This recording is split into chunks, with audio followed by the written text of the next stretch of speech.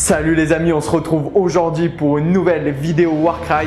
On va analyser la dernière bande sortie, les Légionnaires du Chaos. C'est parti, let's go!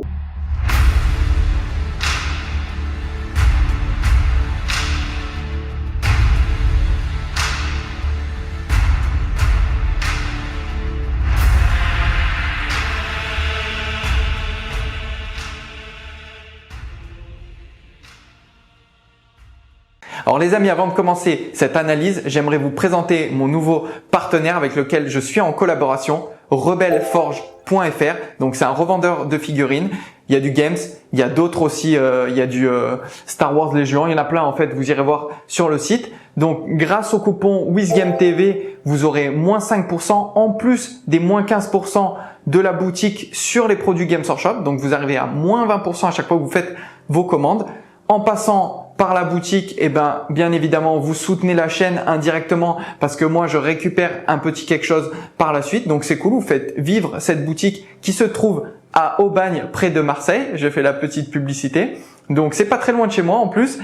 C'est une boutique française et voilà, je pense que c'est cool. Vous êtes gagnant. Vous allez avoir les produits Games à moins 20%. Moi, ça fait vivre un petit peu la chaîne, ça fait vivre la boutique, donc c'est du gagnant-gagnant pour tout le monde. De toute façon, je mettrai les liens en description et je mettrai aussi, j'afficherai ici le lien. Allez, c'est parti les amis, on attaque l'analyse des Légionnaires du Chaos avec leur réaction, l'appel aux armes. Un combattant peut effectuer cette réaction quand un combattant ennemi finit son action de mouvement à 3 pouces et visible de lui. Choisissez un autre combattant ami à 3 pouces de ce combattant. Le combattant choisi fait une action de mouvement bonus.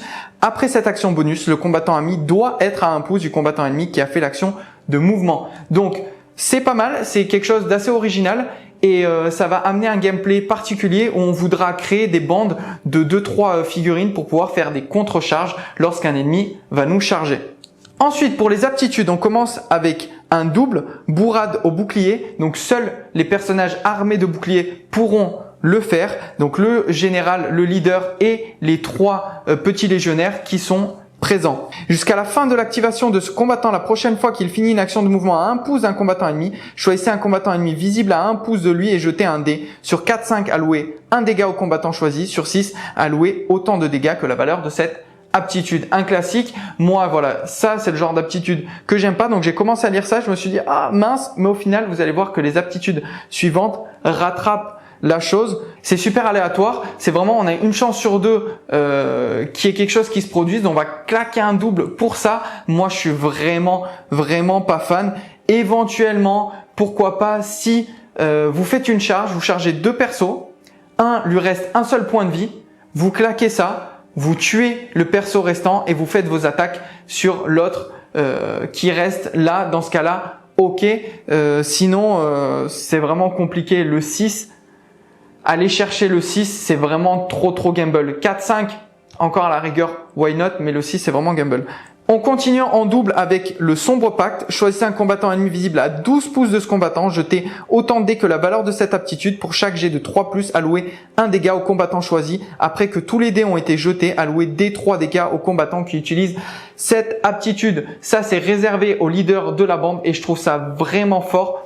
Pourquoi? Parce qu'on va pouvoir sniper un personnage qui essaie de s'enfuir, à qui il reste 1 ou 2 points de vie, qui est peut-être porteur d'un artefact, ou par exemple un leader qui aimerait éviter de se faire tuer parce que ça pourrait nous permettre de remporter la victoire. Donc moi je trouve cette aptitude vraiment intéressante. Alors oui, on va se prendre des 3 dommages, mais pour pouvoir snipe un ennemi à 12 pas, quand même c'est vraiment très intéressant d'avoir cette arme-là dans cette bande. On continue avec revers brutal, toujours sur un double. Donc ça, c'est les gros costauds, ceux avec la grosse hache ou la grosse massue qui pourront le faire uniquement. Ajoutez la moitié de la valeur de cette aptitude, toujours arrondie au supérieur, aux dégâts alloués par chaque touche critique de la prochaine action d'attaque de ce combattant à cette activation. Donc vous allez voir que les gros, ils font déjà 5 ou 6 de critique. Donc on va leur rajouter en plus des dégâts, on va pouvoir monter jusqu'à 9 en critique et ça fait vraiment très mal. On enchaîne les amis avec un triple charge irréfléchie. Alors ça, c'est l'homme bête qui pourra le faire uniquement. Un combattant peut utiliser cette aptitude seulement s'il a 2 pouces d'un combattant ennemi et s'il a fait 2 actions de mouvement à cette activation. Ce combattant fait une action d'attaque bonus avec sa lance. Donc forcément c'est situationnel parce qu'il va falloir faire 2 actions de mouvement. C'est souvent une aptitude qu'on va utiliser tour 1 voire peut-être tour 2 si votre perso rentre au tour 2 ou tour 3 au moment où il va rentrer. Après je pense qu'on va moins l'utiliser mais c'est quand même très très fort. Ça va permettre de nous projeter très vite dans les lignes adverses sachant que c'est la figurine qui avance le plus. Donc elle avance de 5 de base, elle va pouvoir avancer de 10 et en plus de ça faire une action d'attaque bonus. C'est vraiment très très bon. Ensuite, en triple, on a faveur du véritable maître, uniquement pour le leader. Un combattant peut utiliser cette aptitude seulement si un combattant ennemi a été mis hors de combat par une des actions d'attaque à cette activation.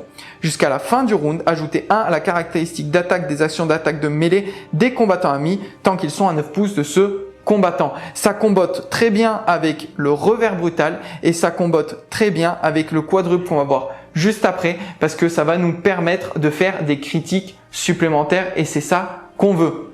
Ce qui nous amène, les amis, à ce fameux quadruple, la colère du premier prince. Là, c'est tout le monde, toute la bande pourra l'utiliser. Ce combattant fait une action d'attaque bonus. De plus, autant de touches infligées par cette action d'attaque que la moitié de la valeur de cette aptitude, toujours arrondi au supérieur, deviennent des touches critiques. Donc en gros, vous avez un quadruple 5 ou un quadruple 6. Pour moi, c'est intéressant que sur un quadruple 5 ou 6, sinon je pense que saccage sera plus fort. Après, ça dépend aussi si vous êtes déjà au corps à corps, si vous n'êtes pas au corps à corps. Donc les amis, sur un quadruple 5 ou un quadruple 6, vous allez pouvoir transformer 3 de vos touches réussies en touches critiques. Donc si vous avez bénéficié en plus de ça, juste avant, de la faveur du véritable maître, donc vous allez lancer 4 dés avec vos mecs costauds et vous allez passer de 2 dégâts à 6 dégâts. C'est vraiment très fort. Alors avec eux, c'est très fort. Sinon, avec le leader, un petit peu moins. Et avec les petits kikis, vous allez voir que eux, on va les équiper d'une façon différente où c'est moins intéressant d'utiliser le quadruple. Donc pour moi, le quadruple, il s'utilise avec les 3 costauds qu'on va équiper de haches. Vous allez voir juste après. C'est parti, du coup, on attaque les fiches techniques des personnages. On est parti avec le leader de la bande. Il vaut 170 points. Il bouge de 4, 5 en endu parce qu'il a son bouclier, 22 points de vie. Il a les aptitudes qu'on a vues juste avant. Range 1, 4 attaques, force 4. 2 dégâts et 5 en critique. C'est un personnage très bien équilibré. La figurine est vraiment ouf. Voilà, c'est un personnage vraiment très polyvalent. Il a de très bonnes aptitudes, donc très bon leader. En second, on va avoir l'homme bête pour 145 points. Lui, il bouge de 5, donc c'est le plus rapide de la bande. 4 en défense, 18 points de vie. Il a l'aptitude qu'on a vue tout à l'heure, la genre de charge. Il a range 2, il a 3 attaques, il a force 5. Il fait 2 à 5 dégâts. Franchement, 145 points. Il est vraiment bien pricé, très bon. Ensuite, on enchaîne avec les 3 costauds qui sont disponibles dans la bande. Donc, on a le choix ou les massues ou les haches. Les massues sont à 120 points, les haches sont à 125 points. Il bouge de 4 et il a 4 en défense, 18 points de vie. Les massues, c'est range 1, 3 attaques, force 4, 3, 5. Et par contre, les haches, c'est 3 attaques, force 5, 2, 6. Alors, statistiquement, les haches vont être beaucoup plus intéressantes, hormis si vous venez taper sur des mecs à endurance 3. Donc là, si vous tapez contre des mecs à endurance 3, les massues vont être plus intéressantes.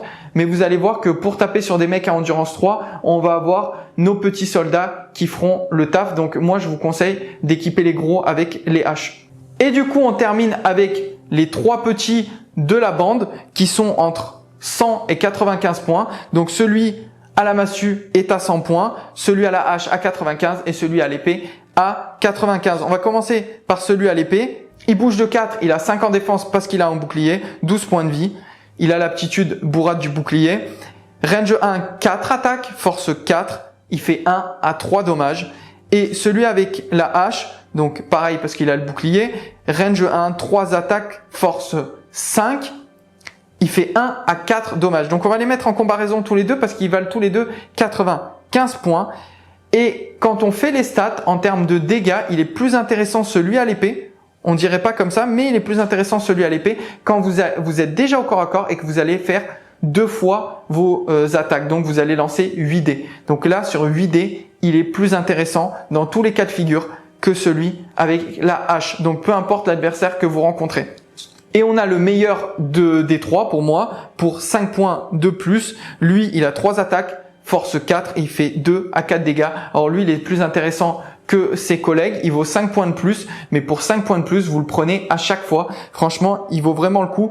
Et quand on fait le calcul final, parce que vous savez qu'on peut pas dépasser 1000 points sur une bande, donc même si vous prenez les meilleures options, à la fin, vous montez à 990 points. Donc vous êtes large. Si vous voulez faire une bande compétitive, montez-les comme ça. Sinon, si vous voulez faire plutôt une bande stylée avec plusieurs choix d'équipement, alors faites-vous un avec l'épée, un avec la hache et un avec la massue. Au pire des cas, vous dites que vous jouez que des mecs à massue, mais vous les avez équipés différemment pour pas que ça soit redondant en termes de visu. Alors moi, j'ai pas fait ça, j'ai beaucoup hésité, mais au final, j'ai fait mon compétiteur entre guillemets, donc j'ai mis 3 grosses haches pour les gros et 3 massues pour les petits. Voilà les amis, fin de cette analyse de bande vraiment magnifique et je la trouve beaucoup plus jolie en vrai qu'en photo, même si déjà en photo elle me donnait envie et j'ai fini de monter les figues hier, elles sont vraiment waouh, j'ai hâte de les peindre. Voilà les amis, comme d'habitude, si la vidéo vous a plu, un petit pouce, un petit commentaire, on s'abonne, on active la cloche pour rester notifié des futures vidéos